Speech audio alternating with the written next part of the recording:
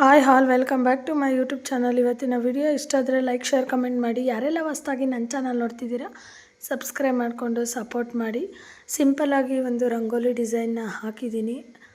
ನಮ್ಮ ಗಗನಪುಟಿ ಇಟ್ಕೊಂಡು ನನಗೆ ರೆಗ್ಯುಲರಾಗಿ ಡೈಲಿ ವ್ಲಾಗ್ನ ಶೇರ್ ಮಾಡೋಕ್ಕೆ ಆಗಲ್ಲ. ಹಾಗಾಗಿ ಸುಮ್ಮನೆ ಸಿಂಪಲ್ಲಾಗಿ ಇವತ್ತು ಬುಧವಾರದ ವ್ಲಾಗ್ ಇದು. ಸಿಂಪಲ್ಲಾಗಿ ಪೂಜೆನೂ ಕೂಡ ಮಾಡ್ಕೊಂಡಿದ್ದೆ ನಾನು. ಅಷ್ಟರಲ್ಲಿ ನನ್ನ ಮಗಳು ಕೂಡ ಎದ್ದಿದ್ದಾಳೆ. ಎದ್ಬಿಟ್ಟು ನೋಡಿ ಎಷ್ಟು ಆಟ ಆಡಿಸ್ತಾಳೆ ನನ್ನ ಅಂತ ಅಂದರೆ ಏನೋ ಕೆಲಸ ಮಾಡೋಕ್ಕೆ ಬಿಡಲ್ಲ ಅಂತಲೇ ಹೇಳ್ಬೋದು. ಗಗನ ಹಿತೈಷಿ ಡ್ಯಾನ್ಸ್ ಕ್ಲಾಸಿಂದ 6 ಗಂಟೆಗೆ ಹೋಗಿ 7:15 ಬಂದಿದ್ದರು. ಅಷ್ಟರಲ್ಲಿ ನಂದು ಪೂಜೆ ಎಲ್ಲ ಆಗಿತ್ತು. ನಾನು ಲಲಿತಾ ಸಹಸ್ರನಾಮನ ಯಾವಾಗಲೂ ಹಾಕ್ತಾನೇ ಇರ್ತೀನಿ ಮನೇಲಿ. ಟೈಮ್ ಬಂದು 7:30 ಆಗ್ತಾ ಬಂದಿದೆ ಆಲ್ರೆಡಿ.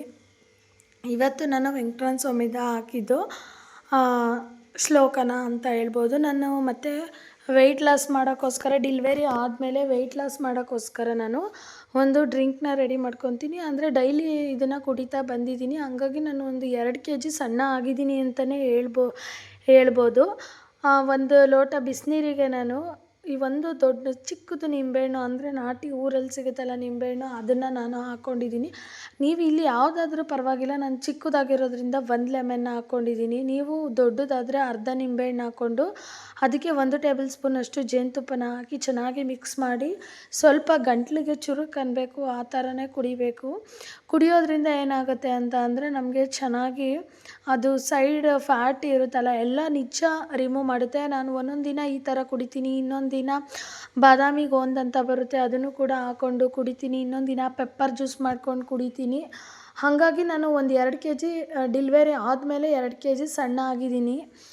ಇವಾಗ ನನ್ನ ಮಗಳು ನೋಡಿ ಎದ್ಬಿಟ್ಟು ಹೆಂಗೆ ಕೂತಿದ್ದಾರೆ ಅಂತ. ಇವ್ರನ್ನ ಇಟ್ಕೊಂಡು ನಾನು ನಿಜ ಯಾವ ಕೆಲಸನೂ ಕೂಡ ಮಾಡೋಕ್ಕೆ ಆಗಲ್ಲ.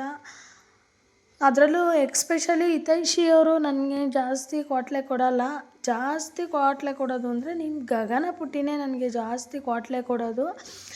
ನಾನು ಬೆಳಗಿನ ಟಿಫನ್ಗೆ ವಾಂಗಿಬಾತ್ ಮಾಡ್ಕೊಂಡಿದ್ದೆ. ವಾಂಗಿಬಾತ್ ರೆಸಿಪಿನ ಶೇರ್ ಮಾಡೋಕ್ಕೆ ಆಗಿಲ್ಲ, ಯಾಕಂದರೆ ಗಗನಪುಟ್ಟಿ ಇರ್ತಾರಲ್ವ, ಹಂಗಾಗಿ ಅವ್ರನ್ನ ಇಟ್ಕೊಂಡು ರೆಸಿಪಿ ಎಲ್ಲ ಶೂಟ್ ಮಾಡೋಕ್ಕೆ ಆಗಲ್ಲ. ನಾನು ಮುಂದಿನ ಸ್ವಲ್ಪ ಗಗನಪುಟ್ಟಿ ಒಂಚೂರು ಮಲಗಿಸ್ಬಿಟ್ಟು ಒಂದು ಚೂರು ದೊಡ್ಡವಳು ಆಯ್ತಾ ನಾನು ಎಲ್ಲ ಥರ ರೆಸಿಪಿಗಳು, ಅಂದರೆ ನಮ್ಮನೇಲಿ ನಾವು ಯಾವ ಥರ ಮಾಡ್ತೀವಿ ಅನ್ನೋದನ್ನು ನಾನು ಇಲ್ಲಿ ತೋರಿಸ್ತೀನಿ. ನಾನು ಬೆಳಗ್ಗೆ ಪೂಜೆ ಆಗಿದ ತಕ್ಷಣವೇ ನಮ್ಮನೆಯವರು ನಾನು ಎಲ್ಲ ಒಟ್ಟಿಗೆ ಊಟಕ್ಕೆ ಕೂತ್ಕೊಳ್ಳೋಣ ಅಂತ ಅಂದ್ಕೊಂಡು, ಆದರೆ ಇವತ್ತು ನಮ್ಮನೆಯವರು ನೀನೇ ತಿನ್ನಿಸ್ಬಿಡಮ್ಮ ಅಂತ ಹೇಳಿದ್ರು. ಅದಕ್ಕೋಸ್ಕರ ಏನು ಮಾಡಿದೆ, ಅವರಿಗೆ ಸಪ್ರೇಟ್ ಏನು ಅಂತ ಹೇಳಿಬಿಟ್ಟು ಹಾಗೆ ಅವರಿಗೂ ಕೂಡ ತಿನ್ನಿಸ್ತಾ ಇದ್ದೀನಿ. ನನಗೇನು ಗೊತ್ತಾ, ನಮ್ಮನೆಯವ್ರು ತಿನ್ಸಿದ್ರೆ ನಾನು ಸ್ವಲ್ಪ ಹೊಟ್ಟೆ ತುಂಬಿತು ಅಂತ. ನಮ್ಮನೆಯವ್ರಿಗೆ ನಾವು ತಿನ್ಸೋದ್ರಿಂದ ಸ್ವಲ್ಪ ಹೊಟ್ಟೆ ತುಂಬಲ್ಲ, ಯಾಕಂದರೆ ಅವ್ರಿಗೆ ಅವ್ರವರೇ ತಿಂದ್ರೇ ಹೊಟ್ಟೆ ತುಂಬೋದು ಅಂತ.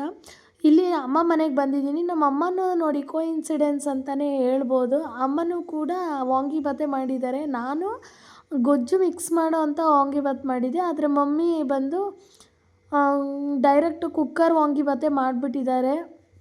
ಅದನ್ನು ಗಗನಪುಟ್ಟಿಗೆ ತಟ್ಟೆಗೆ ಹಾಕಿ ಕೊಟ್ಟಿದ್ದರು.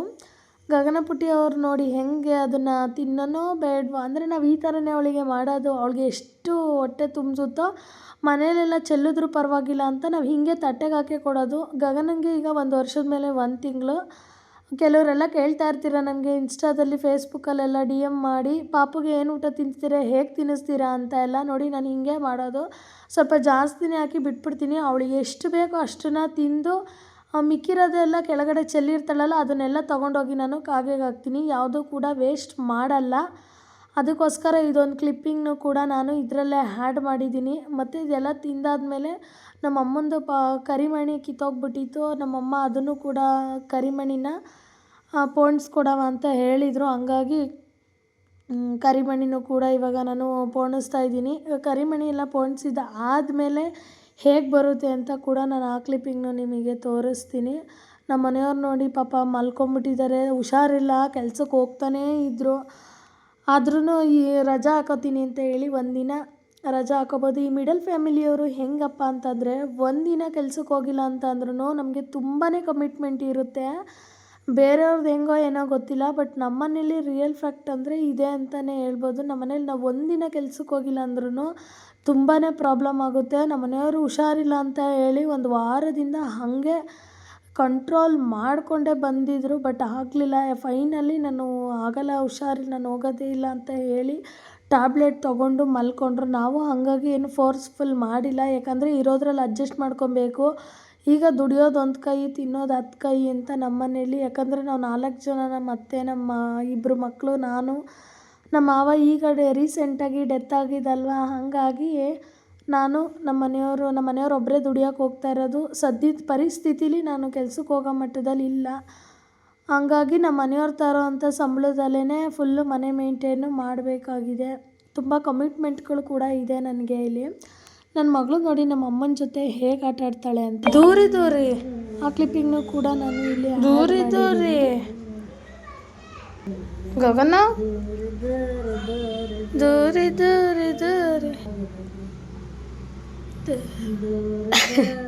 ಯಾರನ್ನು ಮಲ್ಗಿಸ್ತಾ ಇದ್ದೀ ಗಗನ? ನೀನೇ ಮಲ್ಕೋತಾ ಇದ್ದಿ.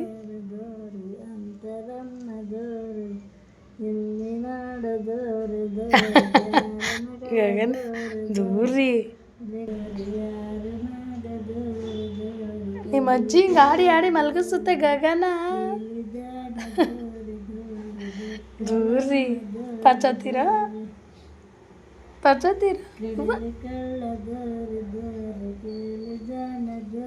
ನೋಡಿದ್ರಲ್ಲ ನಮ್ಮ ಗಗನ ಪುಟ್ಟಿ ನಮ್ಮ ಅಮ್ಮ ಜೊತೆ ಹೇಗೆ ಆಟ ಆಡ್ತಾ ಇರ್ತಾರೆ ಅಂತ ಹೇಳ್ಬಿಟ್ಟು.